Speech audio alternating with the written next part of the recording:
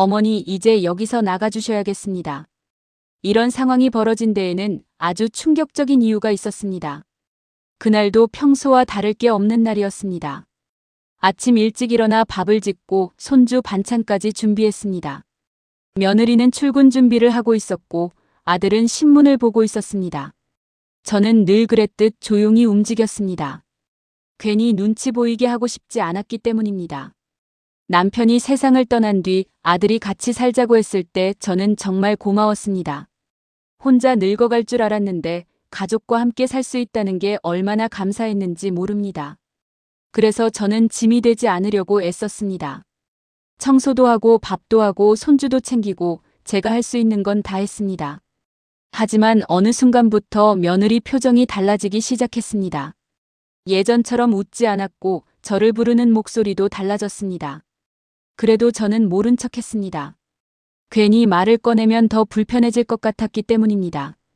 그런데 그날 며느리가 평소보다 일찍 집에 들어왔습니다. 그리고 제 앞에 앉았습니다. 표정이 좋지 않았습니다. 어머니. 그 목소리를 듣는 순간 이상하게 가슴이 철렁했습니다. 저는 웃으며 물었습니다. 왜 그러니? 하지만 며느리는 웃지 않았습니다. 그리고 한참 뒤 조용히 말했습니다. 이제 여기서 나가주셔야겠습니다. 뭐라고? 제가 되묻자 며느리는 같은 말을 했습니다. 이 집에서 나가주셨으면 좋겠습니다. 그 순간 숨이 막혔습니다. 왜? 그 한마디밖에 나오지 않았습니다. 며느리는 한숨을 쉬었습니다. 더 이상은 힘듭니다. 그 말이 너무 차갑게 들렸습니다. 내가 뭘 잘못했니? 제가 묻자 며느리는 잠시 침묵했습니다.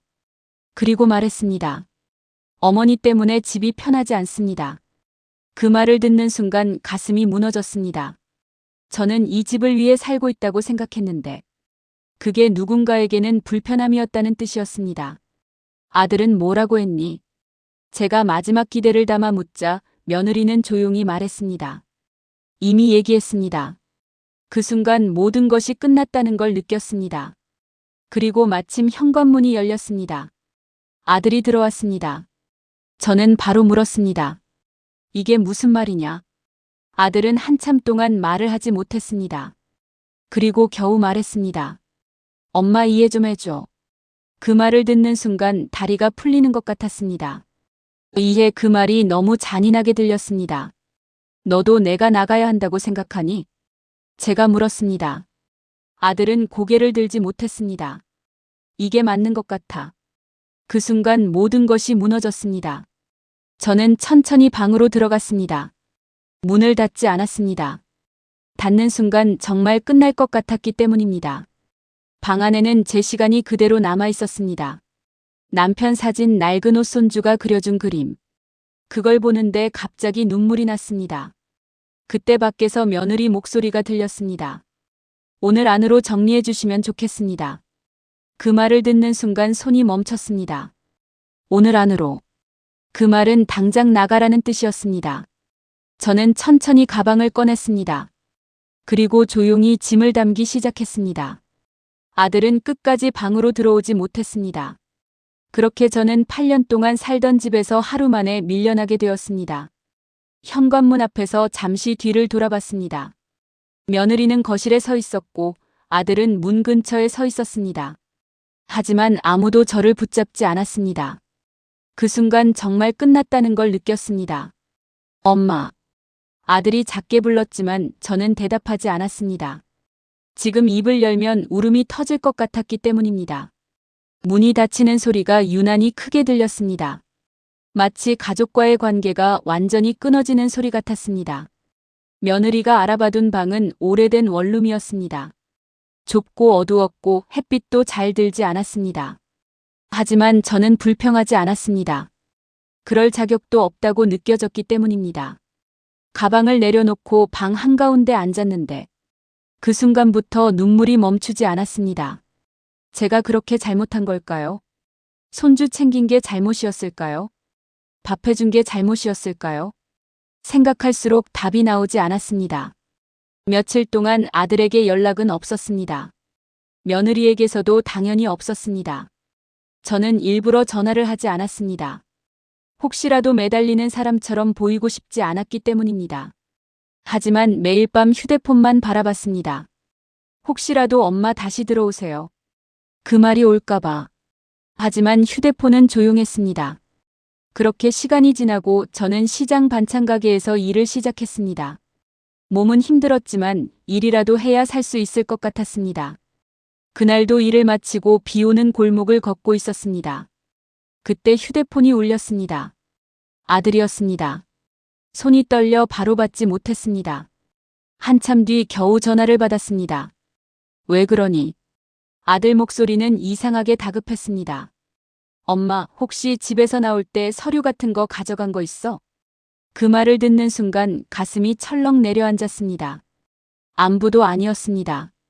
걱정도 아니었습니다. 일주일 만에 전화해서 처음 물은 게 서류였습니다. 무슨 서류? 제가 묻자 아들이 급하게 말했습니다. 집문서나 아버지 관련 서류. 그 순간 이상한 느낌이 들었습니다. 왜 갑자기 집문서를 찾는 걸까요? 저는 조용히 말했습니다. 나는 내 짐밖에 안 가져왔다. 아들은 잠시 침묵했습니다. 그때 전화기 너머로 며느리 목소리가 들렸습니다. 어머니한테 제대로 물어봐. 그 말을 듣는 순간 모든 걸 알 것 같았습니다. 그들이 저를 찾은 이유는 그리움이 아니라 무언가 필요했기 때문이었습니다. 저는 조용히 물었습니다. 무슨 일 있니? 아들은 바로 대답하지 못했습니다. 별일 아니야. 그 말은 거짓말처럼 들렸습니다. 저는 더 묻지 않았습니다. 없다. 그 말만 남기고 전화를 끊었습니다. 그날 밤 저는 잠을 이루지 못했습니다. 집문서. 왜 갑자기 그걸 찾는 걸까요? 그리고 다음 날 반찬 가게에서 일을 하고 있는데 낯선 번호로 전화가 왔습니다. 박정수님 되십니까? 네. 상대는 부동산 직원이라고 했습니다. 그리고 이어진 말은 저를 그대로 멈춰 세웠습니다. 현재 어머님 명의 주택 매도 관련 확인차 연락드렸습니다. 순간 눈앞이 하얘졌습니다. 제 명의요? 네. 지금 아드님 가족이 거주 중인 집입니다. 그 말을 듣는 순간 손에서 행주가 떨어졌습니다. 제가 살던 집, 당연히 아들 집이라고 생각했던 그 집이 제 명의라는 말이었습니다. 저는 아무 말도 할 수 없었습니다. 상대가 다시 물었습니다. 매도 동의하신 게 맞으십니까? 그 순간 모든 게 맞춰지기 시작했습니다. 며느리가 왜 저를 급하게 내보냈는지, 아들이 왜 서류를 찾았는지, 왜 갑자기 태도가 달라졌는지, 모든 이유가 하나로 이어졌습니다. 저는 떨리는 목소리로 말했습니다. 저는 그런 말 한 적 없습니다. 상대는 당황한 목소리로 말했습니다. 며느님께서 어머님 허락받았다고 하셔서. 며느리. 그 말을 듣는 순간 가슴이 차갑게 식었습니다. 저는 그제야 깨달았습니다. 제가 단순히 밀려난 게 아니라는 걸. 그 집을 처리하기 위해 먼저 치워진 것일 수도 있다는 걸. 그리고 그날 밤 아들에게 다시 전화가 왔습니다. 하지만 이번에는 목소리가 달랐습니다. 엄마, 오해야. 그 말을 듣는 순간 허탈한 웃음이 나왔습니다. 오해. 그렇게 간단한 일이 아니었습니다. 저는 조용히 물었습니다. 그럼 왜 나를 내보냈니? 아들은 쉽게 대답하지 못했습니다. 그 침묵이 모든 걸 말해주고 있었습니다. 그리고 그 순간 전화기 너머로 며느리 울음소리가 들렸습니다. 은행에서 마지막 통보받았어요. 그 말이 조용히 들려왔습니다. 이번 달 못 막으면 끝난다고. 그 순간 모든 게 이해됐습니다. 빚이었습니다. 결국 돈 때문이었습니다. 하지만 그렇다고 해서 상처가 사라지는 건 아니었습니다. 저는 조용히 말했습니다. 그래서 나는 그 질문에 며느리는 아무 말도 하지 못했습니다. 그리고 저는 처음으로 진짜 외로움이 뭔지 알게 되었습니다. 그날 이후 저는 더 이상 아들에게 먼저 연락하지 않았습니다. 기다리는 것도 점점 지쳐갔기 때문입니다. 낡은 원룸에서의 생활은 생각보다 힘들었습니다. 밤이 되면 방 안이 너무 조용했고 혼자 밥을 먹는 시간은 더 길게 느껴졌습니다. 예전에는 손주 웃음소리가 있었고 아들이 퇴근하는 소리도 들렸습니다. 하지만 지금은 냉장고 돌아가는 소리밖에 없었습니다. 그래서 저는 일부러 더 오래 일했습니다. 몸이 힘들면 생각이라도 줄어들 것 같았기 때문입니다. 반찬 가게 사장님은 제가 안쓰러웠는지 가끔 반찬을 챙겨주셨습니다. 어머니, 너무 무리하지 마세요. 그 말을 들을 때마다 괜히 눈물이 났습니다. 남은 가족보다 남이 더 따뜻하게 느껴질 때가 있다는 걸 처음 알았습니다. 그러던 어느 날이었습니다. 가게 문을 닫고 있는데 멀리서 누군가 뛰어오는 모습이 보였습니다. 아들이었습니다. 숨이 찰 정도로 뛰어온 아들은 제 앞에 서자마자 고개를 숙였습니다. 엄마. 그 목소리가 완전히 무너져 있었습니다. 저는 아무 말도 하지 않았습니다. 아들은 숨을 고르더니 떨리는 목소리로 말했습니다. 엄마 잘못했어. 그 말을 듣는 순간 가슴이 이상하게 아팠습니다. 화가 나야 하는데 오히려 눈물이 먼저 올라왔습니다. 아들은 계속 말했습니다. 엄마 나가고 나서 그 목소리가 떨렸습니다. 집이 집 같지가 않았어. 그 한마디가 가슴 깊숙이 들어왔습니다. 집 같지 않았다. 그 말은 제가 그 집에서 어떤 존재였는지를 처음 인정해주는 말 같았습니다. 아들은 울면서 말했습니다. 애도 계속 할머니 찾고 밥 먹을 때마다 이상했고 엄마 없으니까 다 무너졌어. 그 순간 참고 있던 눈물이 터졌습니다. 저는 고개를 돌렸습니다. 시장 한복판에서 울고 싶지 않았기 때문입니다. 하지만 쉽지 않았습니다. 아들은 제 앞에서 계속 울고 있었습니다. 엄마, 한 번만 돌아와줘. 그 말이 계속 귓가에 남았습니다. 그때 멀리서 누군가 또 뛰어오는 소리가 들렸습니다. 며느리였습니다. 며느리는 저를 보자마자 고개를 숙였습니다. 그리고 그대로 무릎을 꿇었습니다. 어머니 죄송합니다. 시장이 순간 조용해졌습니다. 며느리는 울면서 말했습니다. 제가 너무 무서웠습니다. 빚이 점점 커지고 독촉 전화가 매일 오고 그 목소리가 계속 떨렸습니다. 정신이 무너질 것 같았습니다. 저는 아무 말도 하지 못했습니다. 며느리는 계속 울었습니다. 그런데 어머니까지 모시고 살 생각하니까 그 말이 끝까지 이어지지 못했습니다.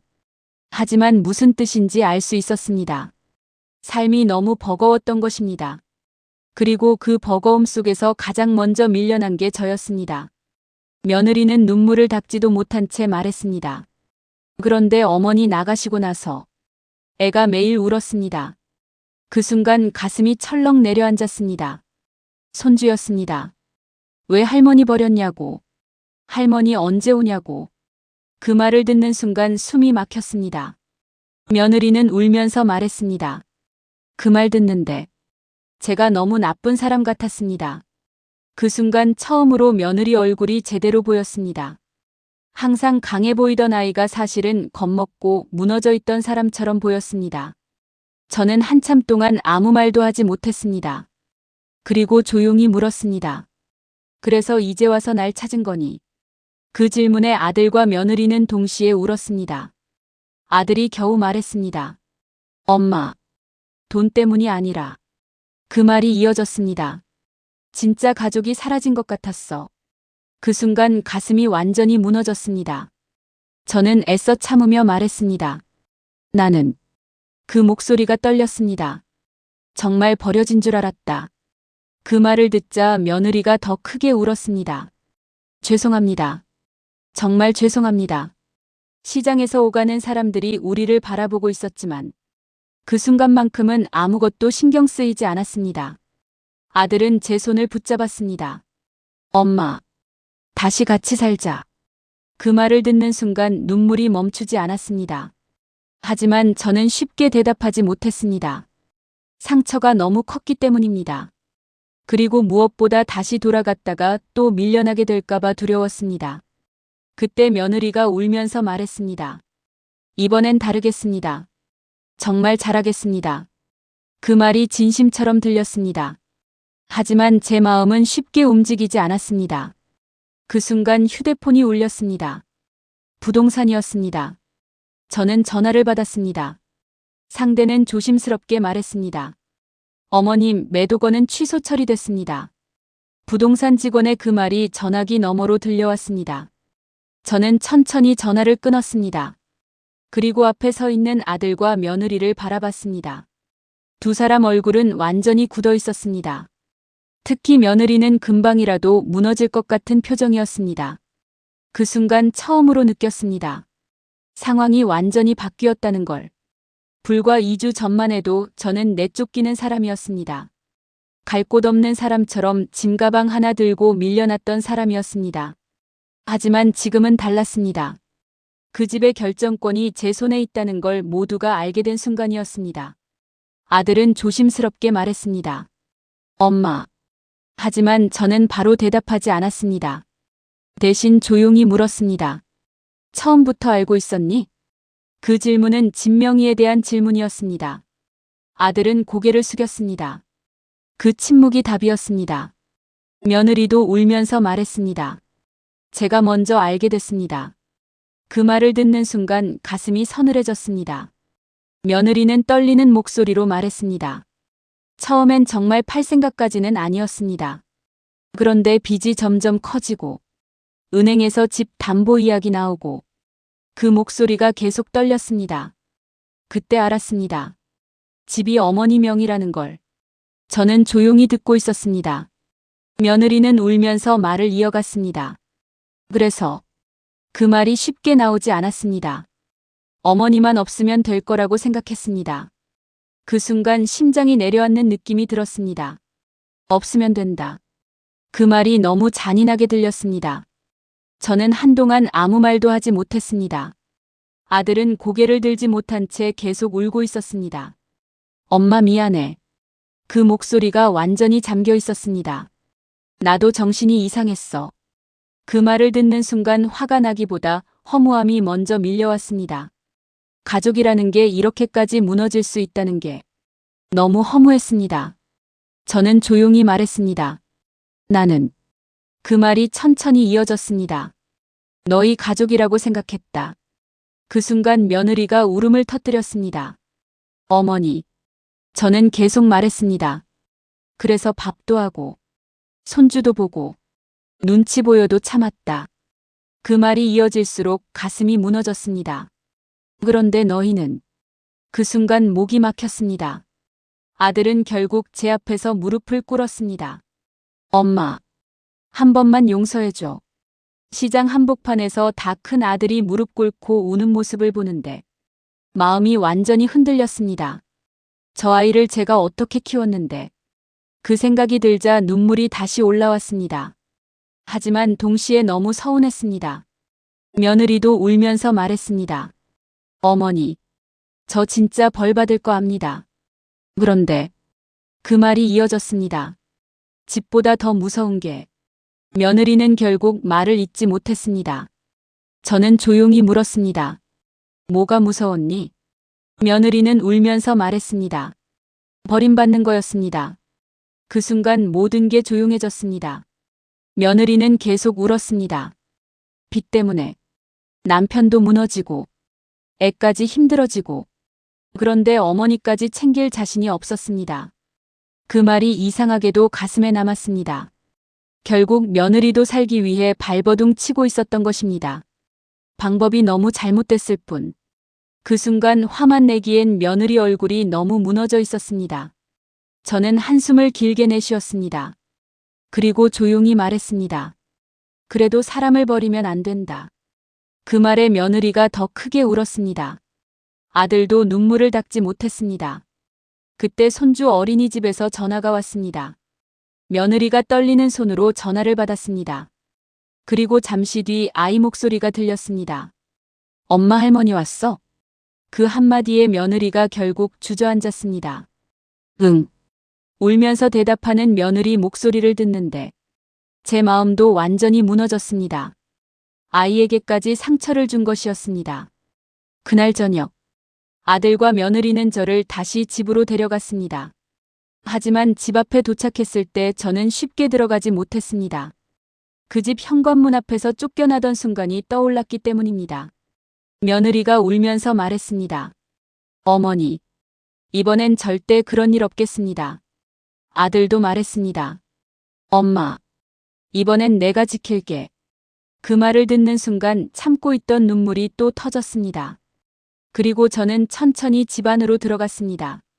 하지만 마음 한쪽은 여전히 무너져 있었습니다. 용서는 쉽지 않았기 때문입니다. 그날 밤 저는 쉽게 잠들지 못했습니다. 다시 집으로 돌아왔지만 마음은 아직 돌아오지 못한 느낌이었습니다. 익숙한 천장, 익숙한 방인데도 어딘가 낯설었습니다. 그리고 방문 너머로 작게 흐느끼는 소리가 들렸습니다. 며느리였습니다. 저는 조용히 방문을 열었습니다. 며느리는 제 방 앞 바닥에 앉아 울고 있었습니다.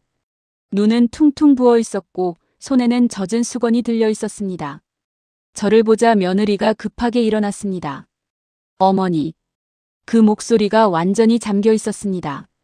저는 한참 동안 아무 말도 하지 않았습니다. 며느리도 고개를 들지 못했습니다. 그리고 잠시 뒤 며느리가 떨리는 목소리로 말했습니다. 잠이 안 왔습니다. 죄송해서. 그 순간 이상하게 화가 나지 않았습니다. 너무 많이 울어서인지 마음이 지쳐 있었기 때문인지. 그저 며느리가 작아 보였습니다. 저는 조용히 말했습니다. 들어가자라. 하지만 며느리는 고개를 저었습니다. 어머니. 한 번만 말씀드리고 싶었습니다. 그 말이 이어졌습니다. 어머니 없으니까. 그제야 알았습니다. 며느리 눈에서 또 눈물이 떨어졌습니다. 제가 얼마나 큰 사람을 밀어냈는지. 그 말을 듣는 순간 가슴이 먹먹해졌습니다. 며느리는 계속 울면서 말했습니다. 아이도 힘들어했고 남편도 무너지고 집안이 완전히 조용해졌습니다. 그 목소리가 떨렸습니다. 그때 처음 알았습니다. 어머니가 이 집을 지탱하고 있었다는 걸. 그 순간 참고 있던 눈물이 다시 올라왔습니다. 그때 뒤에서 아들 목소리가 들렸습니다. 엄마. 아들도 잠을 못 잔 얼굴이었습니다. 눈은 빨갛게 부어 있었고 표정은 완전히 지쳐 있었습니다. 아들은 제 앞에 와서 조용히 말했습니다. 나 진짜 후회했어. 그 말이 가슴 깊이 들어왔습니다. 엄마 나간 날. 불 꺼진 집이 너무 무서웠어. 그 순간 눈물이 터질 것 같았습니다.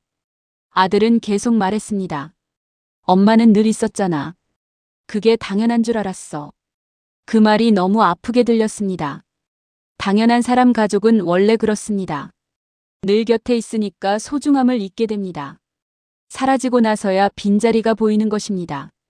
아들은 울면서 말했습니다. 엄마, 다시는 그런 일 안 할게. 그 말을 듣는 순간 저는 결국 울음을 참지 못했습니다. 8년 동안 눈치 보며 살았던 시간. 상처받고도 참았던 순간들. 쫓겨나던 날의 차가운 공기. 좁은 원룸에서 혼자 울던 밤들. 그 모든 게 한꺼번에 무너져 내렸습니다.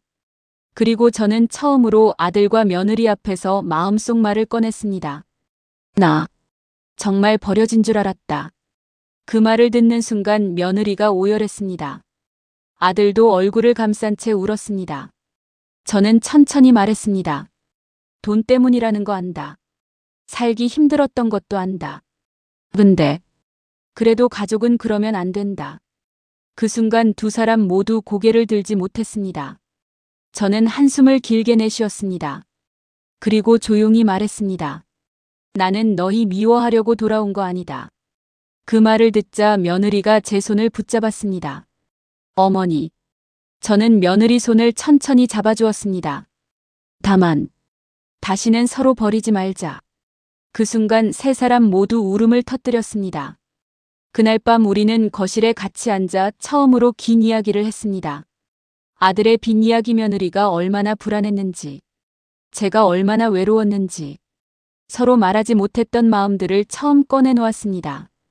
그리고 그날 이후 조금씩 달라지기 시작했습니다. 아들은 다시 일하기 시작했고 며느리도 변했습니다. 무엇보다 저를 눈치 보는 사람이 아니라 진짜 가족처럼 대하기 시작했습니다. 손주도 다시 웃기 시작했습니다. 할머니 어디 가지 마. 그 말을 들을 때마다 가슴이 울컥했습니다. 그리고 저는 남편이 왜 그 집을 제 명의로 남겨놨는지 이제야 알 것 같았습니다. 아마 남편은 언젠가 제가 혼자 밀려날 날이 올까봐 걱정했던 것 같습니다. 그리고 결국 그 집은 저를 지켜줬습니다. 돈 때문이 아니라 제가 함부로 버려질 사람이 아니라는 걸 알게 해줬기 때문입니다.